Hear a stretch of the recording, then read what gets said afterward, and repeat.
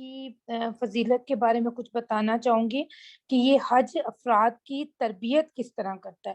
تو سب سے پہلے کہ جب کوئی فرد حج کے لیے نکلتا ہے تو حج کی تربیت اس کے راستے میں جو اس کو مشکلات آتی ہیں وہ اس کو صبر اور برداشت کرنے کی، صبر کی اس کو تربیت کرتا ہے۔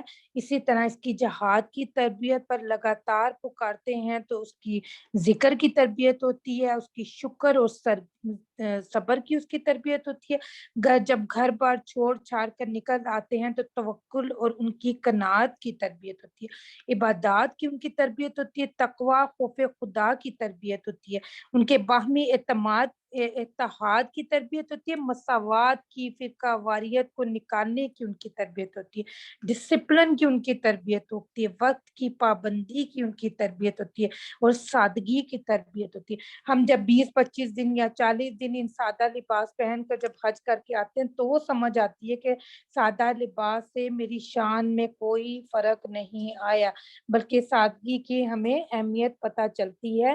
اور اس کے بعد پھر حرم کی اور امت کی مثال دل اور جسم کی سی ہے۔ جیسے آپ کو پتہ ہے کہ پورے جسم کا خون دل کی طرف آتا ہے اور پھر پھیپھڑوں کی طرف جاتا ہے اور وہاں سے صاف ہو کر پھر دوبارہ وہ دل کی طرف آتا ہے، اور صاف خون جو ہوتا ہے وہ دوبارہ پھر دل کی طرف آتا ہے اور پھر سارے جسم میں آ جاتا ہے۔ بالکل ایسا ہی معاملہ مسلمانوں کا سا بھی ہے کہ تمام مسلمانوں کے، تمام امت کے مسلمان لبیک لبیک کہتے ہوئے دل کی طرف، حرم کی طرف آتے ہیں، پھر عمرہ حج کرتے ہیں اور 9 اور 8 10 کو مزدلفہ میں جا کر پاک اور صاف ہو کر وہ واپس اپنی بستیوں اور اپنی ریاستوں کی طرف چلے جاتے۔ اللہ ہی میں یہاں پہ دعا ضرور کروں گی، ہاتھ اٹھا لیں کہ لائی جس نے حج و عمرہ کیا اللہ تعالیٰ سب کی عبادتوں کو قبول فرما اور ان کو ان کی گناہوں کی بخشش کا ذریعہ بنا، اور اللہ پاک جو تڑپ رہے ہیں تیرے گھر کی زیارت کے لیے، تیرے حرم پاک کی زیارت کے لیے، اللہ سب کے نصیبوں میں دوبارہ دوبارہ زیارتیں ضرور لکھ دے۔ پھر اگر کسی دشمن یا مرض کے سبب روک دیے جاؤ تو قربانی کا جانور جو کچھ میسر ہو ذبح کرو، اور اپنے سروں کو اس وقت مت منڈواؤ جب تک کہ قربانی اپنے موقع پر نہ پہنچ جائے اور وہ واقع حرم میں کہ کسی کے ہاتھ وہاں جانور بھیج دیا جائے۔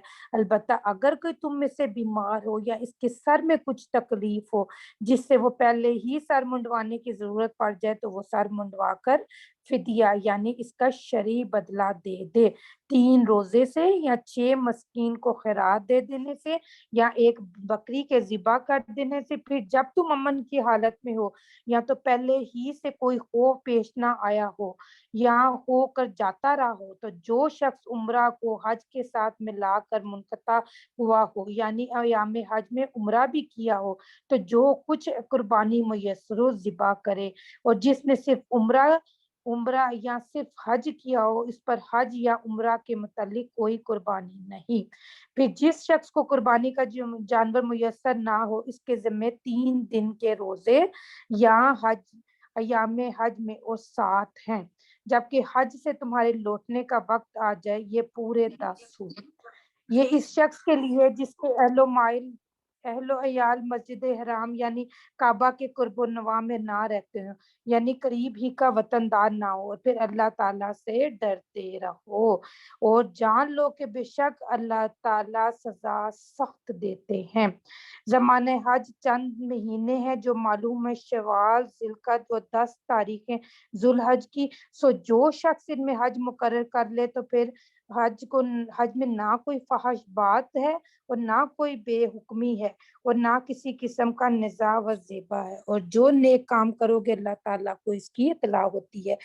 اور جو خرچ ضرور کر لیا کرو کیونکہ سب سے بڑی بات خرچ سے بچا رہنا، اور اے ذی عقل لوگوں مجھ سے ڈرتے رہو، تم کو اس میں ذرا بھی گناہ نہیں کہ تلاش کرو جو تمہارے پروردگار کی طرف سے ہے۔ پھر جب تم لوگ عرفات سے واپس آنے لگو تو معشر حرام کے پاس مزدلفہ میں شب کو قیام کر کے اللہ کو یاد کرو۔ تو یہ اگر یہاں پہ اللہ تعالیٰ بتا رہے کہ اگر قربانی میسر نہ ہو تو اس کا نیم البدل بتایا جا رہا ہے، تو یہ بالکل ویسے ہی ہو جائے گا جیسے یہ فرض ہے۔ اور اس کے بعد کہ مشرکین مکہ اپنے حج میں کچھ غلط روایات کو اپنائے ہوئے تھے، مثلا کہ جیسے میں نے پہلے بتایا کہ وہ اپنے گھر کے دروازے سے نہیں داخل ہوتے تھے اور ان کا کاروبار کرنا وغیرہ بھی منع تھا، تو اللہ تعالیٰ نے اس کو جائز کہا۔ اسی طرح مشرکین تھے مکہ اپنے حج میں، کچھ مشرکین اکثر یہ بھی کہتے تھے کہ ہم لوگ خانہ کعبہ کے متولی ہیں، ہم حدود سے باہر نہیں نکلیں گے۔ ان کے تکبر کو توڑنے کے لیے، ان کے تکبر کی نفی کی وجہ سے اللہ تعالیٰ نے ان کے تکبر پر کڑی ضرب لگائی، ان کو کہا کہ مزدلفہ جائیں، اور حکم کیونکہ یہ مناسک حج ہے۔ اور حقیقت میں قبل اس کے تم محض ناواقف ہی سے، پھر تم سب کو ضرور ہے کہ اس جگہ ہو کر واپس آ جاؤ جہاں اور لوگ جا کر وہاں سے واپس آتے ہیں، اور اللہ تعالیٰ کے سامنے توبہ کرو، یقیناً اللہ تعالیٰ معاف کر دیں گے اور مہربانی فرمائیں گے۔ پھر جب تم اپنے اعمال حج پورے کر چکو تو حق تعالیٰ کا ذکر کیا کرو جس طرح تم اپنے آباء و اجداد کا ذکر کیا کرتے ہو، بلکہ یہ ذکر بدرجہ بڑھ کر ہو۔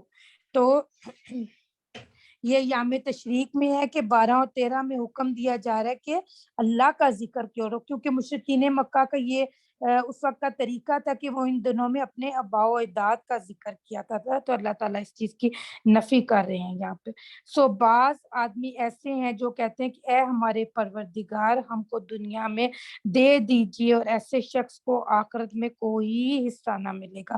اور بعض آدمی مومن ایسے ہیں جو کہتے ہیں اے ہمارے پروردگار ہم کو دنیا ہی میں بہتری عنایت کیجیے اور آخرت میں بھی بہتری دیجیے، ہم کو عذاب دوزخ سے بچائیے۔ تو یہ دعا آگی رب یہاں پہ مل کے دعا کر لیتے ہیں، ربنا آتنا فی الدنیا حسنۃ وفی الآخرۃ حسنۃ وقنا عذاب النار۔ یہ حج اور عمرہ کی بہترین دعا ہے جسے خود اللہ تعالیٰ نے تجویز فرمایا ہے، تو دنیا میں بھی مانگیں گے اور اس سے ہمیں آخرت بھی ملے گی اور اس سے ہمیں دنیا بھی ملے گی۔ ایسے لوگوں کو حصہ ملے گا بدولت ان کے اس عمل کے، اور اللہ تعالیٰ جلد ہی حساب لینے والے۔ اور اللہ تعالیٰ کا ذکر کرو کئی روز تک۔ پھر جو شخص 2 دن میں مکہ واپس آنے میں تاجیل کرے اس پر بھی کچھ گناہ نہیں، اور جو شخص 2 دن میں تاخیر کرے اس پر بھی کچھ گناہ نہیں، اس شخص کے وقت سے جو اللہ سے ڈرے۔ تو یہاں پہ اس میں کوئی حرج نہیں کہ اگر کوئی شخص 12 کے زوال تک بھی وہاں پر مزدلفہ میں رہ سکتا ہے اور 13 کے زوال تک بھی رہ سکتا ہے، تو اس میں کوئی حرج نہیں۔ اس کے بارے میں اللہ تعالیٰ یہاں پہ ہمیں فرما رہے ہیں۔ اور اللہ تعالیٰ سے ڈرتے رہو اور خوب یقین رکھو کہ تم سب کو اللہ ہی کے پاس جمع ہونا ہے۔ اور بعض آدمی ایسا بھی ہے کہ آپ کو اس کی گفتگو جو محض دنیاوی غرض ہوتی ہے مزدرہ معلوم ہوتی ہے، اور اللہ تعالیٰ کو حاضر و ناظر بتاتا ہے، اور اپنے ماضل ضمیر پر، حالانکہ وہ مخالفت میں نہایت شدید ہے، اور جب پیٹ پھیرتا ہے تو دھوڑ دھوپ میں پھرتا رہتا ہے کہ شہر میں فساد کرے اور کھیت یا مواشی کو تلف کر دے، اور اللہ تعالیٰ فساد کو پسند نہیں فرماتے۔ اور جب اس سے کوئی کہتا ہے کہ اللہ کا خوف کرو تو نخوت اس کو اس گناہ پر آمادہ کر دیتی ہے، سو ایسے شخص کو کافی سزا جہنم ہے اور وہ بری ہی آرام گاہ ہے۔ یہاں پہ یہ ایک فتنہ پرور انسان تھا جس کے بارے میں یہ آیتیں نازل ہوئے۔ مفسرین کہتے ہیں کہ اس کا نام احنس بن ثقیف تھا جس کے بارے میں یہ آیات نازل ہوئی تھی۔ اور بعض آدمی ایسا ہے کہ اللہ تعالیٰ کی رضا جوئی میں اپنی جان تک صرف کر ڈالتا ہے، اور اللہ تعالیٰ ایسے بندوں کے حال پر نہایت مہربان ہے۔ اور یہ آیات حضرت صہیب بن سنان رومی کے بارے میں نازل ہوئی تھی۔ ان کے نام کے ساتھ رومی تھا مگر یہ عربی تھے۔ انہوں نے مکہ میں تجارت کو مال بڑھا، پھر انہوں نے اپنا سارا مال نبی پاک صلی اللہ علیہ وسلم سے ملاقات کے لیے مشرکین مکہ کے حوالے کر دیا۔ اے ایمان والو اسلام میں پورے پورے داخل ہو جاؤ، یا ایھا الذین آمنوا ادخلوا فی السلم کافہ، کہ اسلام میں پورے پورے داخل ہو جاؤ۔ بڑی ہی اہم آیت اللہ تعالیٰ فرما رہا ہے کہ تم صرف یہ نہیں کہ اگر تم لوگ ہو کہ پک اینڈ چوز کا معاملہ ہو کہ میں کچھ تو حصوں میں اپنا رہا ہوں لیکن کچھ حصوں کو میں ہرگز نہیں اپناؤں گا، یا یہ معاملہ ہو کہ قصے کہانیاں ساری سن کر جھومو بھی رو بھی، لیکن دین میں اور اسلام میں جہاں پہ اپلائی کرنے کا معاملہ ہے تو وہاں پہ کہو کہ یہاں پہ ہم اپنی زندگی میں اس عمل کو داخل نہیں کر سکتے، بلکہ کیا کرنا، سمینا و اطاعنا کرنا ہے، اسلام کے سمندر میں غوطہ زن ہو جانا ہے اور ہر اپنے آپ پر صبغت اللہ کا رنگ چڑھانا ہے۔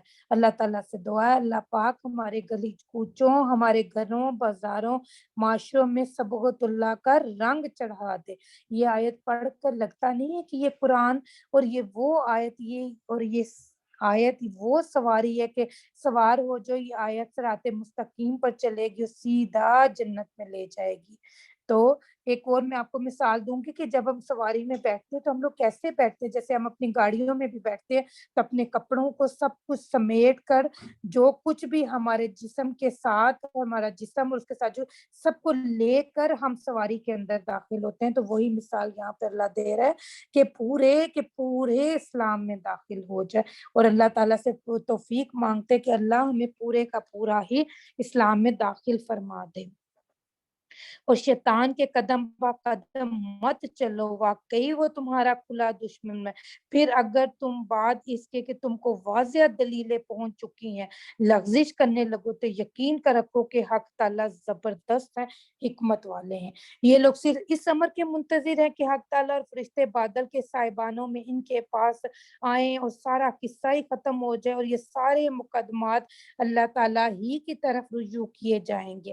آپ بنی اسرائیل سے پوچھئے کہ ہم نے ان کو کتنی واضح دلیلیں دی تھی، اور جو شخص محض اللہ تعالیٰ کی نعمت کو بدلتا ہے اس کے پاس پہنچنے کے بعد تو یقیناً حق تعالیٰ سخت سزا دیتے ہیں۔ دنیاوی معاش کفار کو آراستہ و پیراستہ معلوم ہوتی ہے، اسی وجہ سے وہ ان مسلمانوں سے تمسخر کرتے ہیں، حالانکہ یہ مسلمان جو کفر و شرک سے بچتے ہیں ان کافروں سے اعلیٰ درجے میں ہوں گے قیامت کے روز، اور روزی تو اللہ تعالیٰ جس کو چاہتے ہیں بے اندازہ دے دیتے ہیں۔ واللہ یرزق من یشاء بغیر حساب، آمین ثم آمین۔ اللہ ہمارے رزق میں اضافہ فرما، اللہ تعالیٰ سب کو بن مانگے اپنی عنایت کا فرما، سب پہ اپنا کرم، اپنا فضل، اپنی رحمت فرما کے سب کے رزقوں کو کشادہ اور سب کے دسترخوانوں کو وسیع فرما، آمین ثم آمین۔ ایک زمانے میں سب آدمی ایک ہی فریق کے تھے، پھر حق تعالیٰ نے پیغمبروں کو بھیجا جو کہ خوشی سناتے تھے اور ڈراتے تھے، اور ان کے ساتھ کتابیں بھی ٹھیک طور پر نازل فرمائی، اس غرض سے کہ اللہ تعالیٰ لوگوں میں ان کے امور اختلافیہ میں فیصلہ فرما دیں، اور اس کتاب میں اور کسی نے نہیں کیا مگر صرف ان لوگوں نے جن کو وہ کتاب ملی تھی بعد اس کے کہ ان کے پاس دلائل واضح پہنچ چکے تھے باہمی ضد کی وجہ سے۔ پھر اللہ تعالیٰ نے ایمان والوں کو وہ امر حق جس میں اختلاف کیا کرتے تھے بافضلہ بتلا دیا، اللہ تعالیٰ جس کو چاہتے ہیں اس کو راہ راست بتلا دیتے ہیں۔ دوسری بات سنو، کیا تمہارا یہ خیال ہے کہ جنت میں جا داخل ہوگے حالانکہ تم کو ہنوز ان مسلمانوں کا سا کوئی عجیب واقعہ پیش نہیں آیا جو تم سے پہلے ہو گزرا ہے؟ تو اللہ تعالیٰ یہاں پہ یہ فرما رہے ہیں کہ تمہارے دل میں یہ جو بدگمانی ہے نا ان کو نکال دو۔ تو یہاں پہ اللہ سوال کر رہا ہے کہ کیا تم جنت میں آمنا آمنا کے نعرے لگاتے ہوئے داخل ہو جاؤ گے؟ ہرگز نہیں، بلکہ آزمائش شرط ہے۔ یہ آیت حضرت خباب کے پس منظر میں نازل ہوئی تھی۔ آپ صلی اللہ علیہ وسلم خانہ کعبہ کی دیوار کے ساتھ ٹیک لگا کے بیٹھے ہوئے تھے، تو حضرت خباب رضی اللہ عنہ جو کہ مشرکین کے ہاتھوں بہت زیادہ ستائے گئے تھے، مارے گئے تھے، پیٹے گئے تھے، تو انہوں نے آ کر فرمایا کہ یا رسول اللہ صلی اللہ علیہ وسلم اللہ کی مدد کب آئے گی؟ تو آپ صلی اللہ علیہ وآلہ وسلم نے فرمایا خباب تم پر تو ابھی وہ گزرا ہی نہیں جو پچھلوں پر گزرا تھا، خباب ان کو گڑھوں میں بٹھا کر سروں پر لوہے کے آرے چلا دیے گئے، ان کے گوشت میں لوہے کی کنگیاں گھسیٹی گئیں۔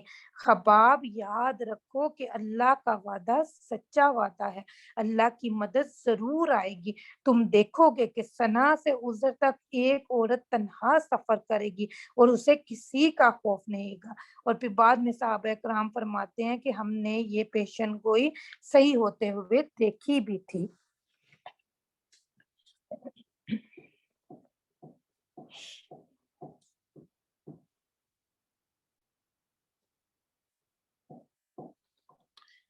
لوگ آپ سے پوچھتے ہیں کہ کیا خرچ کریں، اور آپ فرما دیجئے کہ جو کچھ مال تم کو صرف کرنا سو اپنے ماں باپ کا حق اور قرابت داروں کا اور بے باپ کے بچوں کا، محتاجوں کا اور مسافر کا، اور جون سا نیک کام کرو گے سو اللہ تعالیٰ کو اس کی خوب خبر ہے۔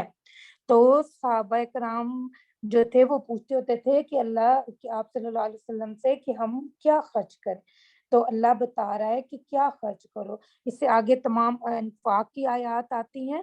تو آپ صلی اللہ علیہ وآلہ وسلم کی یہ سنت تھی کہ آپ صلی اللہ علیہ وسلم کسی کو بھی خالی ہاتھ نہیں لوٹاتے تھے، اگر کچھ نہیں دے سکتے تھے تو اس سے آئندہ آنے کا وعدہ فرماتے تھے۔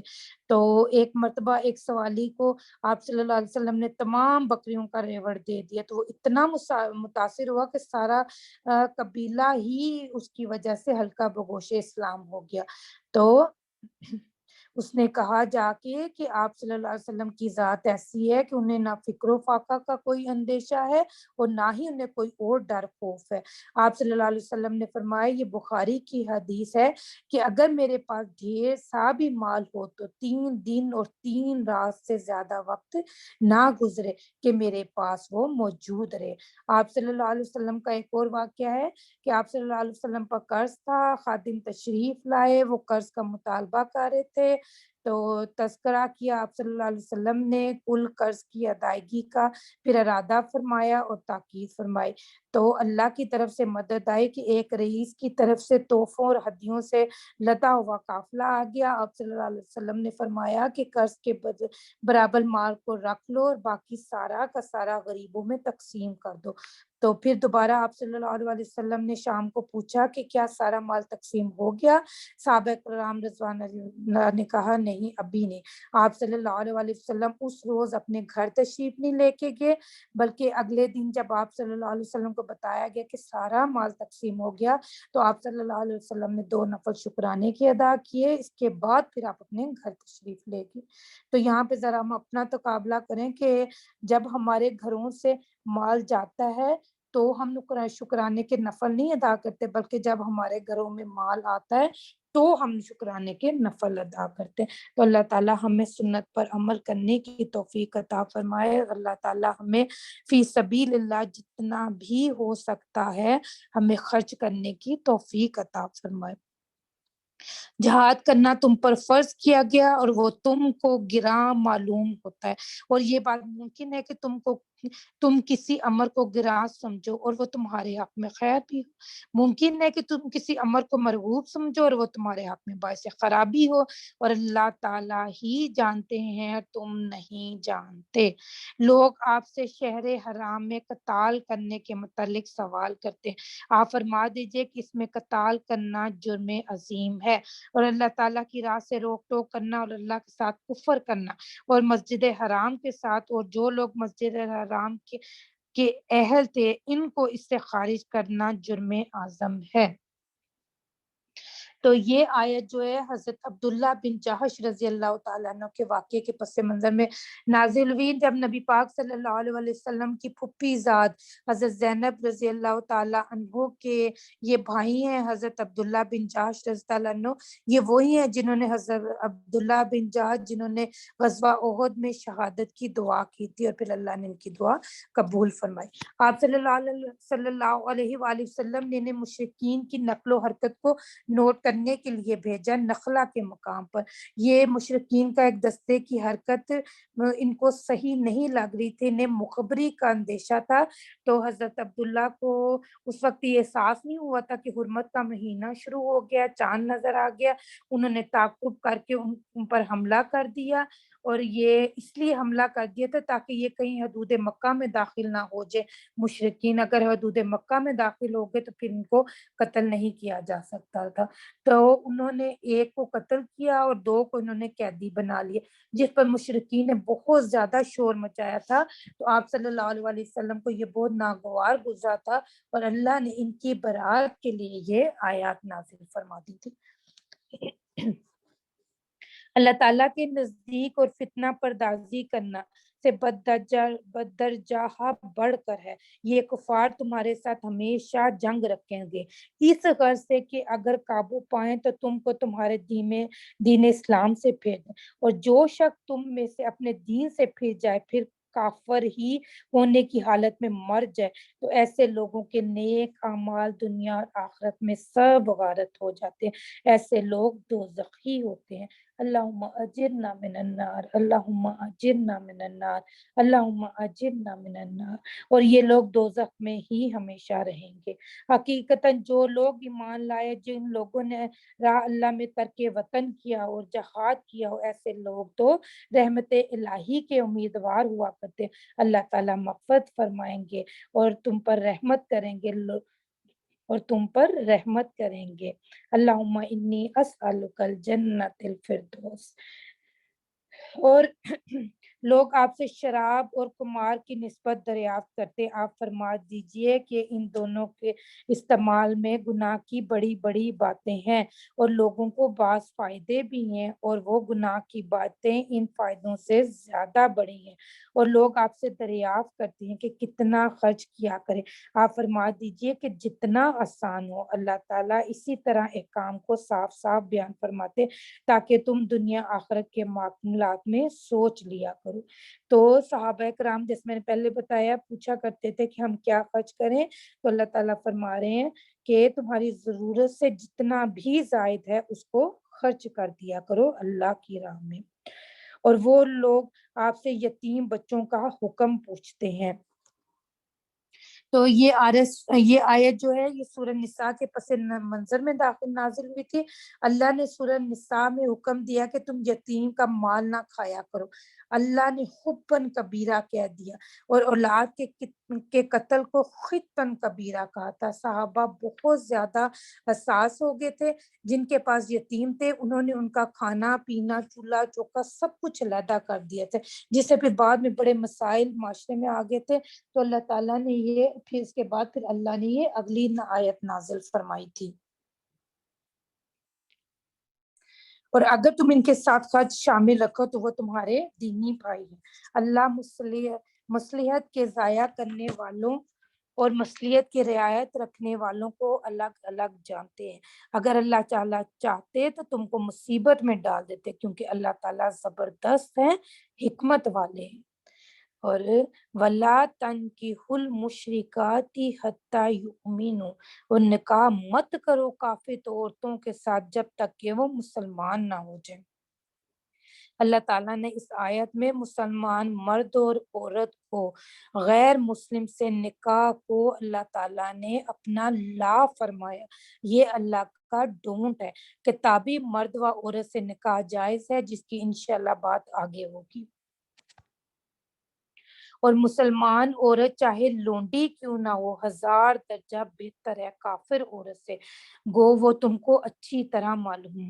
اور عورتوں کو کافر مردوں کے نکاح میں مت دو جب تک کہ وہ مسلمان نہ ہو جائیں۔ یہاں پہ میں یہ ایک آپ کو بات سمجھانا ضرور چاہوں گی، ولا تنکحوا ولا تنکحوا، ان دونوں میں کیا فرق ہے؟ الفاظ میں فرق ہے، ایک میں تا پر زبر ہے اور ایک میں تا پر پیش ہے۔ اللہ فرما رہا ہے کہ مسلمان مرد اپنا نکاح نہ کرے اور عورتوں کا نکاح نہ کروائے۔ دیکھ لیں کہ قرآن کے پڑھنے میں کتنی توجہ ضروری ہے. ذرا سی زیر زبر کے فرق سے زمین و آسمان کا فرق پڑ جاتا ہے. مسلمان عورتیں خود سے خود نکاح کی مجاز نہیں ہیں، اور یہ ہرگز وہ یہ مجاز نہیں اس چیز کی کہ وہ خود سے خود نکاح کر لیں. مسلمان مرد ان کے نکاح کروائیں گے. نکاح کی شرائط میں ایک شرط ولی کی رضامندی ہے. آپ صلی اللہ علیہ وسلم نے فرمایا لا نکاح الولی، نکاح ولی کے بغیر نہیں. آج ہمارے معاشرے میں اور کورٹ میں جو نکاح ہو رہے ہیں اسے ہمارے قانون تو نکاح کہتا ہے، مگر قرآن و حدیث اسے نکاح نہیں کہتے.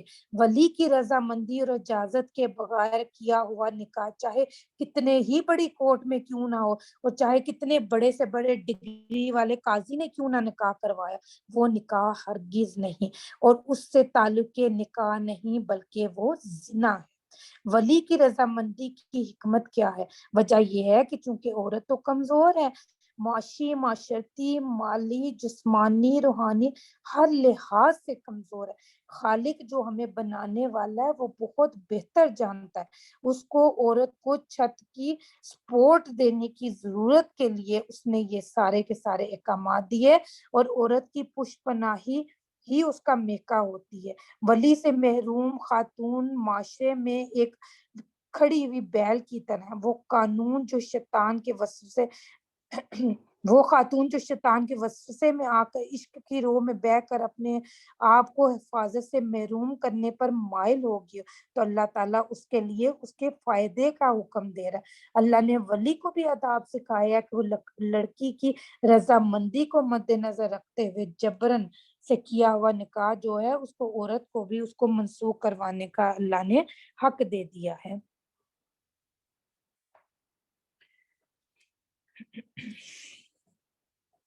اور مسلمان مرد غلام بہتر ہے کافر مرد سے، گو وہ تم کو اچھا ہی معلوم ہو، کیونکہ یہ لوگ دوزخ میں جانے کی تحریک دیتے ہیں اور اللہ تعالیٰ جنت اور مغفرت کی تحریک دیتے ہیں اپنے حکم سے. اور اللہ تعالیٰ اس واسطے آدمیوں کو اپنے احکام بتلا دیتے ہیں تاکہ وہ لوگ نصیحت پر عمل کرے. اور وہ لوگ آپ سے حیض کا حکم پوچھتے ہیں، آپ فرما دیجئے کہ وہ گندی چیز ہے، تو حیض میں تم عورتوں سے علیحدہ رہا کرو، ان سے قربت مت کیا کرو جب تک کہ وہ پاک نہ ہو جائے.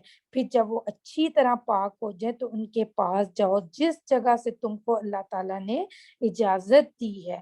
اور یقیناً اللہ تعالیٰ محبت رکھتے ہیں توبہ کرنے والوں سے اور محبت رکھتے ہیں پاک صاف رہنے والوں سے. اس آیت میں اللہ تعالیٰ حیض کے بارے میں بتا رہے ہیں کہ یہ کیا ہے، یہ گندگی ہے، اور ان دنوں میں اپنی عورتوں سے علیحدہ رہو. اس سے مراد یہ ہرگز نہیں کہ ان کا پکا ہوا نہ کھاؤ، نہ ان کو بلاؤ، نہ ان سے کوئی کام کراؤ، کیونکہ یہ یہودیوں کا رویہ تھا کہ ان کی جو کوئی یہودی عورت حائضہ ہوتی تو ان کو اپنے گھر سے نکال دیتے تھے، نہ ان کے ہاتھ سے کھاتے تھے، نہ ہی ان کے ہاتھوں سے کچھ پیتے تھے، ان کے بستر بھی الگ کر دیتے تھے، نہ ہی ان کے بستروں پر بیٹھتے تھے. تو اور عیسائی جو تھے وہ بالکل ہی اس کے برعکس تھے، ان پہ کوئی پابندی ہے ہی نہیں تھی، وہ حیض میں بھی صحبت کیا کرتے تھے. ہمارے دین میں چھونا، بوسہ لینا یا پاس بیٹھنا یہ سب جائز ہے. جسمانی تعلق اور صحبت قائم نہ کرو جب تک کہ وہ پاک نہ ہو جائے، اچھی طرح سے پاک نہ ہو جائے، غسل کر کے نماز پڑھنے کے قابل نہ ہو جائے. تو حنفی مسئلے سے حیض کے حالت میں صحبت کرنا کا کفارہ کیا ہوگا؟ تو یہ بتایا گیا ہے کہ 2 گرام سونا ہے، اس کا جو ہے کفارہ ہوگا. تو حضرت عائشہ صدیقہ رضی اللہ عنہا فرماتی ہیں حیض کے بارے میں کہ نہ ہم نماز پڑھتے تھے اور نہ ہی قضا ادا کرتے تھے. حیض میں روزہ نہیں مگر اس کی قضا دی جائے گی. حیض میں نازل روا قرآن نہیں پڑھا جائے گا، قرآن کی آیتوں کو نہیں چھوا جائے گا، مگر علم کے لیے قرآن کی آیات کو توڑ توڑ کر پڑھنے کی اجازت ہے. البتہ سماعت قرآن سب کی جائے گی. زبانی قرآن پڑھا جا سکتا ہے، ہر قسم کی تسبیح، درود پاک زبانی سب پڑھا جا سکتا ہے، مسجد میں لیکن جانا منع ہے. عیدگاہ میں عید کی جگہ سے ہٹ کر رہیں گی، اس کی اجازت بھی ہے اور اس کی تلقین بھی ہے. اعتکاف کے درمیان اگر حیض ہو گیا تو اعتکاف ٹوٹ جائے گا۔ حیض کا لباس پاک ہے، لیکن اگر اس پر کوئی داغ یا نشان ہو تو صرف لباس کا وہ حصہ جہاں داغ ہوگا صرف اسی کو دھویا جائے گا۔ اس طرح کے 3 دفعہ اس پر پانی بہایا جائے گا۔ اللہم جعلنی من المتطہرین، اللہم جعلنی من التوابین۔ میں آپ کو یہ ضروری بتانا چاہوں گی کہ یہ دعا جو ہے وضو کے بعد کی دعا ہے، مسنون دعا ہے، اور وضو کے بعد کی دعا، اور اس کی بہت زیادہ فضیلت ہے۔ تمہاری بیویاں تمہارے لیے کھیت ہیں، سو اپنے کھیت میں جس طرف سے ہو کر چاہو آؤ، اور آئندہ کے واسطے بھی اپنے لیے کچھ کرتے رہو، اور اللہ تعالیٰ سے ڈرتے رہو اور یقین رکھو بے شک کہ تم اللہ تعالیٰ کے سامنے پیش ہونے والے ہو۔ اللہ تعالیٰ نے جامعیت کے ساتھ ایک بڑا ہی خوبصورت جامعہ اصول بتایا ہے کہ تمہاری عورتیں کیا ہیں؟ تمہاری کھیتیاں ہیں۔ اس بات کو جو ایک کسان ہے وہ تو بہت ہی اچھی طرح سمجھ سکتا ہے، کیونکہ کسان کے لیے سارا کچھ اس کی کھیتی ہی ہوتی ہے، اور اس کسان کو سب سے زیادہ محبوب بھی اس کی کھیتی ہوتی ہے، کیونکہ وہ اپنا سارا وقت، اپنا سارا مال، اپنی ساری محنت، کوشش، توجہ، سب کچھ اپنی کھیتی کے اوپر ہی لگاتا ہے۔ تو بالکل اسی طرح شوہر کو بیوی کے ساتھ ٹوٹ کر محبت کرنی ہے، اسی کو وقت دینا ہے، اسی پر مال خرچنا ہے، اور یہ مال صدقہ ہوگا، یہ اسی پر اس کو محنت بھی کرنی ہے، اور اسی پر اس کو مشقت بھی کرنی ہے۔ اپنی بیوی کو تمام برے اعمال سے بچانے کے لیے اس کا تزکیہ اور تربیت بھی کرنی ہے، جو کثرت سے ہمیں نبی پاک صلی اللہ علیہ وسلم کی سنت میں نظر آتی ہے۔ اور اے محمد صلی اللہ علیہ وسلم، ایسے ایمانداروں کو خوشخبری سنا دو، اللہ کو اپنی قسموں کے ذریعے سے ان امور کا حجاب مت بناؤ کہ تم نیکی اور تقوی کی اور اصلاح ماں بہن کھل کے کام کرو، اللہ تعالیٰ سب کچھ سننے والا اور جاننے والا۔ اللہ تعالیٰ یہاں پر قسموں کا تذکرہ کر رہا ہے، اور قسموں کا تصور ہمیں سمجھایا جا رہا ہے کہ قسم صرف اور صرف اللہ کے نام کی ہی کھائی جائے گی۔ آپ صلی اللہ علیہ وسلم نے فرمایا کہ جس سے قسم کھانی ہے اسے چاہیے کہ اللہ کی نام کی قسم کھائے، ورنہ خاموش رہے، جیسے کہ قرآن کی قسم یا بیٹے یا خامن کی، ہرگز یہ قسمیں نہیں، قسم صرف اور صرف اللہ کے ذات کی۔ اور اگر کوئی غلط کام کی قسم کھائے تو پھر کیا کرے؟ تو آپ صلی اللہ علیہ وسلم نے فرمایا کہ تم میں سے کوئی شخص نیکی کے کام کو چھوڑنے اور گناہ کے کام کو کرنے کی قسم کھا لے تو اسے چاہیے کہ اپنی قسم کو توڑ دے، کفارہ ادا کرے، نیکی کرتا رہے اور گناہ سے بچ جائے۔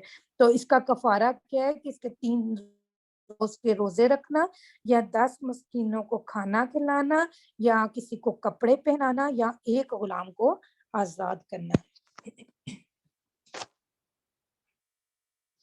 اللہ تعالیٰ سب کچھ سنتے اور جانتے ہیں۔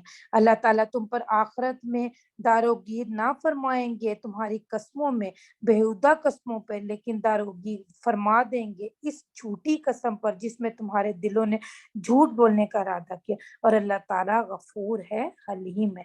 جو لوگ قسم کھا بیٹھے ہیں اپنی بیویوں کے پاس سے جانے سے، ان کے لیے 4 مہینے تک کی مہلت ہے۔ سو اگر یہ لوگ قسم توڑ کر عورت کی طرف رجوع کر لیں تب تو اللہ معاف کر دیں گے۔ تو یہاں پر ایلا کی قسم کا اللہ پاک نے تذکرہ کیا ہے کہ شوہر قسم کھا لے کہ اپنی بیوی سے تعلق قائم نہیں کرے گا، تو ایلا شریعت میں جائز ہے۔ نبی پاک صلی اللہ علیہ وسلم نے بھی اپنے ازواج سے ایلا کیا، پھر 4 مہینے تک جب ایلا کرے، اگر 4 مہینے تک رجوع نہیں کرتا تو بعض ائمہ کے نزدیک خود سے خود طلاق ہو جاتی ہے، اور بعض کے نزدیک عورت کے پاس طلاق کا جواز پیدا ہو جاتا ہے۔ اور اگر بالکل چھوڑ ہی دینے کا پختہ ارادہ کر لیا تو اللہ تعالیٰ سنتے ہیں، اللہ جانتے ہیں۔ اور طلاق دی ہوئی عورتیں اپنے آپ کو نکاح سے روکے رکھیں 3 حیض تک، اور ان باتوں کو یہ بات حلال نہیں کہ اللہ تعالیٰ نے جو کچھ ان کے رحم میں پیدا کیا ہو اس کو پوشیدہ رکھے۔ اگر وہ عورتیں اللہ تعالیٰ پر یوم قیامت پر یقین رکھتی ہیں، اور ان عورتوں کے شوہر ان کے بلا تجدید نکاح پھر لوٹا لینے کا حق رکھتے ہیں، اس عدت کے اندر بشرطے کہ اصلاح کا قصد رکھتے ہیں۔ اور عورتوں کے بھی حقوق ہیں جو کہ مثل ان ہی حقوق کے ہیں جو ان کے जो इन औरतों पर है, कायदा के मुवाफिक और मर्दों के इनके मुकाबले में जो कुछ दर्जा बढ़ा हुआ है। अल्लाह ताला जबरदस्त है, अल्लाह हकीम है। वो तलाक दो मर्तबा की है, फिर ख्वाह रख लेना कायदे के मुवाफिक, ख्वाह छोड़ देना खुश अवानी के साथ। दो मर्तबा मतलब कि दो मर्तबा रजू की भी गुंजाइश है और दो मर्तबा तजदीद निकाह की भी गुंजाइश है। और तुम्हारे लिए ये बात हलाल नहीं है कि छोड़ने के बाद कुछ भी लो, वो इसमें से सही जो तुमने इनको मेहर में दिया था, मगर ये कि मियाँ बीवी दोनों को एहतमाल हो कि अल्लाह ताला के ज़ाब्ते को कायम ना रख सकेंगे। सो अगर तुम लोगों को ये एहतमाल कि वो दोनों ज़वाबत इलाही को कायम ना कर सकेंगे, तो दोनों पर कोई गुनाह ना होगा कि इसमें इस माल के लेने देने में जिसको देकर औरत अपनी जान छुड़ा ले। ये इलाही ज़ाब्ते हैं, सो तुम इनसे बाहर मत निकलना। जो शख्स इलाही ज़ाब्तों से बिल्कुल बाहर निकल जाए, सो ऐसे ही लोग अपना नुकसान करने वाले हैं। तो ये खुला का यहाँ पे हुक्म आ रहा है। खुला किसे कहते हैं? जब औरत शोहर से तलाक तलब करती है। तो आप सल्लल्लाहु अलैहि वसल्लम ने फरमाया, जो औरत बिला वजह खुला मांगेगी कि वो जन्नत की खुशबू भी नहीं सूंघ पाएगी।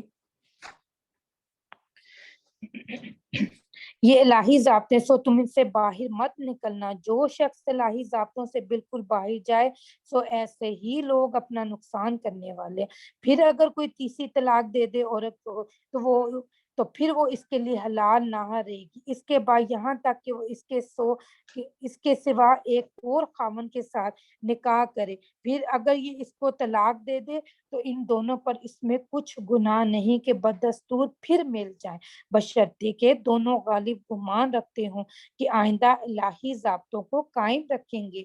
और ये इलाही ज़ाब्ते हैं, हक ताला इनको बयान फरमाते हैं ऐसे लोगों के लिए जो दानिशमंद है। और जब तुमने औरतों को रजई तलाक दी हो, फिर वो अपनी इद्दत गुजरने के करीब पहुंच जाए, तो या तुम इनके कायदे के मुवाफिक रिजत करके निकाह में रहने दो, ये या कायदे के मुवाफिक इनको रहाई दे दो। इनको तकलीफ पहुंचाने के गर्ज से मत रखो इस इरादे से कि इन पर जुल्म किया करोगे। जो शख्स ऐसा बर्ताव करेगा, सो वो अपना ही नुकसान करेगा। और हक ताला के अहकाम को लाहो लाभ मत समझो, और अल्लाह ताला ने जो तुम पर नेमतें दी हैं उनको याद करो। और खुसूसन इस किताब और हिकमत को जो अल्लाह ताला ने तुम पर इस हैसियत से नाजिल फरमाई है, तो तुमको इनके जरिए से नसीहत फरमाते हैं। अल्लाह ताला से डरते रहो और यकीन रखो कि अल्लाह ताला हर चीज को खूब जानते हैं। और जब तुम अपनी बीवियों को तलाक दे दें, फिर वो औरतें अपनी मियाद पर पूरी कर सके, तो तुम उनको इस अमर से मत रोको कि अपने शोहरों से निकाह कर लें, जबकि बाहम सब रजामंद हो जाएं कायदे के मुवाफिक। तो जब औरत को तलाक दे दे उसका शोहर, तो ये कहा जा रहा है कि उसको किसी और मर्द से निकाह करने में मना मत करो, ना रुकावट डालना। अगर दो तलाक हो जाने के बाद फिर वापस तजदीद निकाह करना चाहे, तो लड़की के घर वालों को कहा जा रहा है कि रुकावट मत डालना। असल में ये आयत नाजिल हुई थी इस पस मंजर में कि जब आसिम बिन अदी ने जमिया को तलाक दी, तो उसके दिल में फिर दोबारा ख्वाहिशाई के तजदीद निकाह हो जाए, तो उसने जमिया के भाई मुअक्कल बिन यसार को कहा कि दुश्मनाने दीन, तूने तलाक दे दी, उसको रुसवा किया। तो उस पर ये आयत नाजिल हुई, तो इस्लाह करके वापस तजदीद निकाह कर दिया गया। तो तजदीद निकाह पहली दो तलाकों के बाद हो सकता है, क्योंकि पहली दो तलाके रजी है, इसके बाद निकाह हो सकता है। किसी भी पीरियड के बाद हो सकता है, 2 साल बाद या 10 साल बाद, जितना भी ऐसा हो। और तीसरी बात के नए सिरे से निकाह हमेशा नए शराय सही होगा, फिर दोबारा से नए सिरे से खुतबा होगा, हक मेहर नए सिरे से होगा, गवाह नए सिरे से होंगे, निकाह नए सिरे से होगा, और वलीमा ये सब भी नए सिरे से ही होगा। इस मजमून से नसीहत की जाती है इस को जो तुम में से अल्लाह ताला पर